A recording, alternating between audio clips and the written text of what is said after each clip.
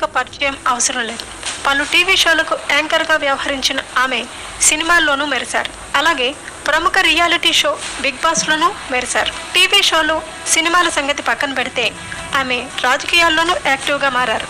శ్యామల, ఆమె భర్త నరసింహారెడ్డి 2019 ఎన్నికలకు ముందు వైఎస్ జగన్ సమక్షంలో వైఎస్ఆర్సీపీలో చేరారు. ఇక కొన్ని నెలల క్రితం జరిగిన ఏపీ అసెంబ్లీ ఎన్నికల్లోనూ వైసీపీ తరపున చురుగ్గా ప్రచారం నిర్వహించారు శ్యామల. ముఖ్యంగా జనసేన అధినేత పవన్ కళ్యాణ్ బరిలో నిలిచిన పిఠాపురంలో వైసీపీ అభ్యర్థి గీతాకు మద్దతుగా ప్రచారంలో పాల్గొన్నారు. ఈ సందర్భంగా చంద్రబాబు, పవన్లపై సెటైర్లు వేసి వార్తల్లో నిలిచారు శ్యామల.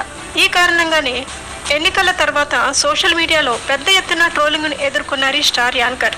అయితే ఆమె మాత్రం భయపడలేదు. ఎన్ని ఇబ్బందులు వచ్చినా జగన్ వెంటే తన ప్రయాణం అని స్పష్టం చేశారు. ఈ నేపథ్యంలో జగన్ కోసం శ్యామల పడిన కష్టానికి ఇప్పుడు తగిన ప్రతిఫలం లభించింది. వైసీపీలో ఆమెకు జగన్ కీలక బాధ్యతలు అప్పగించారు.